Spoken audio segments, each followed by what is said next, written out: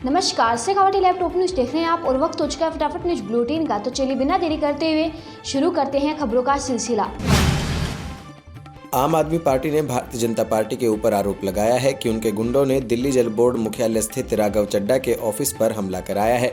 तस्वीरों में तोड़फोड़ और फर्श पर खून के धब्बे दिख रहे हैं। राघव चड्ढा ने अपने ट्विटर हैंडल से इसको लेकर एक वीडियो शेयर किया है। इस साल अचानक पूरी दुनिया में आई कोरोना महामारी ने सभी लोगों की जिंदगी को बदल कर रख दिया है। फिर चाहे वो बॉलीवुड स्टार हो या आम आदमी, हर किसी के लिए साल 2020 एक बुरे सपने की तरह रहा है। लेकिन अब कोरोना के साथ लोगों ने जीना सीख लिया है। वहीं बात करें बॉलीवुड की तो आजकल बॉलीवुड में शादियों का दौर चल रहा है। इस साल कई बड़े स्टार्स ने शादी की है और इसी बीच खबर ये भी सामने आ रही है कि फिल्म शकीला की एक्ट्रेस ऋचा चड्ढा भी बॉलीवुड एक्टर अली फजल के साथ शादी के बंधन में बंधने वाली हैं। उत्तर प्रदेश में 2022 में होने वाले विधानसभा चुनाव से पहले कांग्रेस जमीनी स्तर पर मजबूती चाहती है। पार्टी की ओर से मिशन 2022 को लेकर संगठन की संरचना, मजबूती और अभियानों पर बल दिया जा रहा है। इसी सिलसिले में कांग्रेस महासचिव प्रियंका गांधी ने यूपी कांग्रेस की कार्यकारिणी की बैठक को संबोधित किया। इस दौरान प्रियंका गांधी ने निर्देश दिया कि सभी पदाधिकारी 20 दिन प्रवास पर रहेंगे।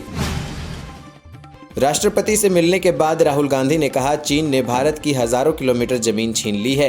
पीएम उनके बारे में क्यों नहीं कहते? एक तरफ आप सिस्टम को तोड़ रहे हो, किसान मजदूर को मार रहे हो और बाहर से ताकतें देख रही हैं, कह रही हैं कि नरेंद्र मोदी हिंदुस्तान को कमजोर कर रहा है। हमारे लिए अच्छे अवसर बनने जा रहे हैं।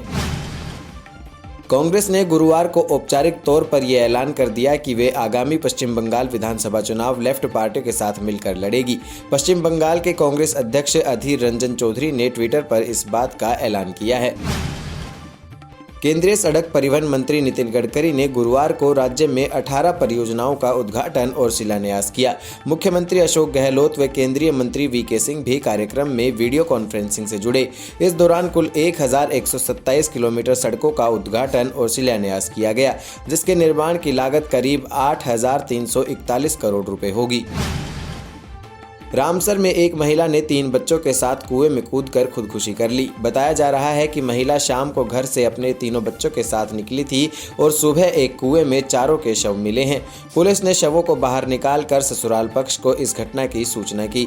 मृतका के पिता ने बताया कि उसकी बेटी मानसिक रूप से परेशान थी और उन्हें किसी से भी कोई शिकायत नहीं है। पुलिस ने पोस्टमार्टम कराकर शव परिजन के सुपुर्द कर दिया है। जयपुर के वीकेआई इलाके में बीते मंगलवार को लापता हुई बच्ची लापता हो गई थी, लेकिन अब उसकी लाश मिलने के बाद सारा मामला सामने आ चुका है। शुरुआती जानकारी में सामने आया कि लापता हुई 7 साल की बच्ची की हत्या उसके चाचा ने ही की थी। बताया जा रहा है कि घटना के वक्त वो नशे में धुत था। बच्ची के घर के पास ही खेल रही थी और उसे अकेला देख उसकी नीयत बिगड़ गई। बच्ची को टॉफी देने के बहाने बच्ची को कमरे में बुलाया और उसका रेप कर दिया। कोरोना काल में अस्पतालों व एम्बुलेंस में ऑक्सीजन सिलेंडरों की किल्लत की वजह से मरीजों की मौत होने की खबरें तो खूब पड़ी होंगी, लेकिन ऑक्सीजन सिलेंडर चोरी करने का मामला पहली बार सामने आया है। कोरोना के कारण ऑक्सीजन सिलेंडरों की मांग काफ़ी बढ़ गई थी और इसकी कीमत भी काफ़ी बढ़ गई है। ऑक्सीजन सिलेंडरों की कीमत क्या बढ़ी कि बदमाशों ने इन्हें चोरी करना शुरू कर दिया। पूर्वी लद्दाख की वास्तविक नियंत्रण रेखा LAC पर महीनों से जारी चीन के साथ गतिरोध के चलते भारत अपनी सीमाओं को और मजबूत बनाने में लगातार लगा हुआ है। हाल ही में सशस्त्र सीमा बल ने भारत भूटान सीमा के नज़दीक 22 चौकियों का निर्माण किया है। ये सभी चौकियां सीमा से लगती प्रमुख जगहों पर बनाई गई हैं। इनके निर्माण के बाद अब SSB के पास समुद्री स्तर के 12,000 फीट की ऊंचाई पर बनी हुई कई महत्वपूर्ण चौकियां हो गई हैं। झुंझुनू में उच्च शिक्षा मंत्री भंवर सिंह भाटी ने राजस्थान सरकार के 2 साल की उपलब्धियों की प्रदर्शनी का किया उद्घाटन तथा कोरोना जागरूकता रथ को हरी झंडी दिखाकर किया रवाना। राजस्थान सरकार के उच्च शिक्षा मंत्री भंवर सिंह भाटी आज एक दिन के दौरे पर आज झुंझुनू के सूचना केंद्र सभागार में अधिकारियों के साथ वार्ता कर झुंझुनू जिले की सरकार की ओर से चलाई जा रही फ्लैगशिप योजनाओं के बारे में जानकारी ली और अधिकारियों को सरकार द्वारा चलाई जा रही योजनाओं आम जन तक पहुंचाने व आमजन की समस्याओं को समय पर निस्तारण करने के आदेश दिए। झुंझुनू जिला मुख्यालय में कलेक्ट्रेट के बाहर रसद विभाग की प्रवर्तन अधिकारी अनामिका चौधरी चौथे दिन भी रही अनिश्चितकालीन धरने पर। वहीं सरकार की 2 साल की उपलब्धियों को लेकर झुंझुनू दौरे पर आए राजस्थान सरकार के उच्च शिक्षा मंत्री भंवर सिंह भाटी से पत्रकार वार्ता के दौरान पत्रकारों ने किया सवाल कि जब एक सरकारी अधिकारी अपनी आवाज उठाने के लिए धरने पर बैठना पड़ रहा है तो आम जनता की कितनी हो रही है सुनवाई। वोल्टेज की समस्या से जूझ रहे किसान पिछले 2 दिनों से आंदोलनरत हैं तथा दिन रात धरना स्थल पर ही डटे हुए हैं। मामला रतनगढ़ के गांव दाऊदसर में स्थित GSS का है। किसान पिछले 1 वर्ष से वोल्टेज बढ़ाने की मांग कर रहे हैं और इसके लिए 6 माह पूर्व आंदोलन भी किया था, लेकिन 6 माह बीत जाने के बाद भी किसानों की इस समस्या का समाधान नहीं हुआ है। भाजपा मंडल खाटू श्याम जी के तत्वावधान में भारत के पूर्व प्रधानमंत्री अटल बिहारी वाजपेयी के जन्मदिन के उपलक्ष्य में किसान चौपाल का आयोजन शेखावत विश्राम भवन रामलीला मैदान पलसाना में कल आयोजित किया जाएगा। राष्ट्रीय उपभोक्ता दिवस आज जिला प्रशासन तथा मानवाधिकार एवं उपभोक्ता संरक्षण समिति चूरू द्वारा अटल सेवा केंद्र में मनाया गया। कार्यक्रम में DSO Churu, law college principal doctor Shravan Kumar Saini, advocate Dhanraj Saini इत्यादि उपस्थित रहे। भारतीय जनता युवा मोर्चा चूरू नगर मंडल इकाई के नगर मंडल उपाध्यक्ष कपिल चंदेल के नेतृत्व में आज उप नेता प्रतिपक्ष राजेंद्र राठौड़ को राजस्थान सरकार द्वारा BPL राशन कार्ड में नाम जुड़वाने में लगी रोक को हटाने की मांग को लेकर ज्ञापन सौंपा गया। किसानों की मांगों के समर्थन में अखिल भारतीय किसान संघर्ष समन्वय समिति के बैनर तले जिला कलेक्ट्रेट झुंझुनू के सामने अनिश्चितकालीन धरना 11वें दिन भी जारी रहा। झुंझुनू पंचायत समिति में आज नवनिर्वाचित कांग्रेस की प्रधान पुष्पा चाहर ने अपना पदभार ग्रहण किया। इस अवसर पर लोगों ने उनका पुष्पगुच्छ देकर अभिनंदन किया। प्रधान के पद ग्रहण करने के अवसर पर झुंझुनू विधायक ब्रजेंद्र ओला, झुंझुनू नगर परिषद सभापति नगमा बानो सहित अनेक गणमान्य लोग उपस्थित रहे। शहीद वीरांगनाओं के साथ सामाजिक कार्यकर्ता पवन कुमार आलड़िया कयामसर ने शहीदों को सम्मान देते हुए अपना जन्मदिन शहीद स्मारक पर मनाया। चूरू भर्ती अस्पताल में जल्दी शुरू होगा कोविड कॉम्प्लेक्स। सभापति पायल सैनी और PMO डॉक्टर गौरी ने किया व्यवस्थाओं का निरीक्षण। आयुक्तालय कॉलेज शिक्षा राजस्थान जयपुर में कॉलेज शिक्षा आयुक्त संदेश नायक ने नो व्हीकल डे अभियान के पोस्टर का विमोचन किया। इस अवसर पर आयुक्त संदेश नायक ने बताया कि चूरू के लोहिया कॉलेज से आरंभ हुए अभियान को राजस्थान के सभी राजकीय एवं निजी महाविद्यालयों में लागू कर दिया गया है। SBI बैंक दांता ब्रांच मैनेजर ओमकारमल सलोरा द्वारा पत्रकार के साथ अभद्रता करने का मामला सामने आया है। पासबुक एंट्री की जानकारी लेने गए पत्रकार के साथ की अभद्रता, आमजन को हो रही है असुविधा की जानकारी को लेने बैंक में गए पत्रकार के साथ में की अभद्रता।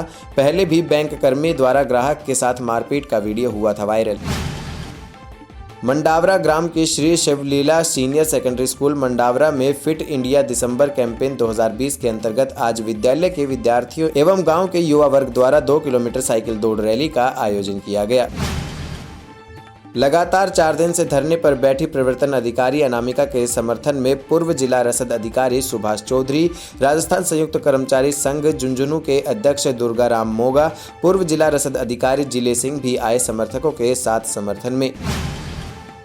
निमका थाना उपखंड के 50 आंगनबाड़ी केंद्रों को विख्यात औद्योगिक समूह वेदांता ने नंदघर योजना के तहत गोद ले रखा है। आज नंदघर योजना में सर्वोत्कृष्ट कार्य करने वाली मानदेय कर्मियों का सम्मान करते हुए अवार्ड एवं रिवार्ड कार्यक्रम का आयोजन किया गया।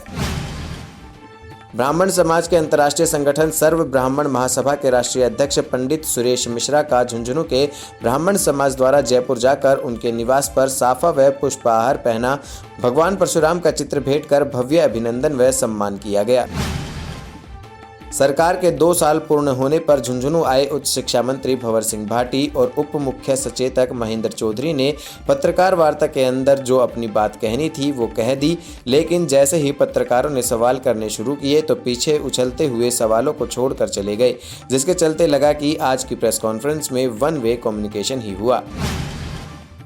फिलहाल से खबर लाइव टॉप न्यूज फटाफट न्यूज बुलेटिन में बस इतना ही। खबरों का सिलसिला यूं ही लगातार जारी है। आप बने रहे शेखावाटी लाइव के साथ और चैनल को सब्सक्राइब करना बिल्कुल भी ना भूलें। अभी तक आप लोगों द्वारा मिले सहयोग का शेखावाटी लाइव हार्दिक आभार व्यक्त करता है। वहीं आपको जानकर खुशी होगी कि शेखावाटी लाइव अब आपको शेखावाटी के तीनों जिलों सीकर, चूरू, झुंझुनू के साथ प्रदेश के अन्य जिलों की महत्वपूर्ण खबरों से भी अपडेट करवाएगा।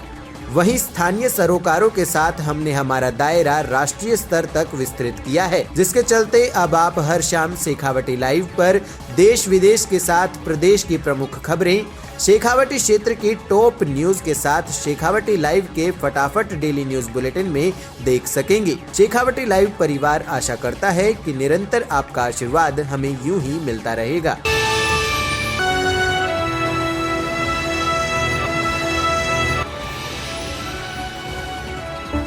शेखावाटी लाइव, धड़कन शेखावाटी की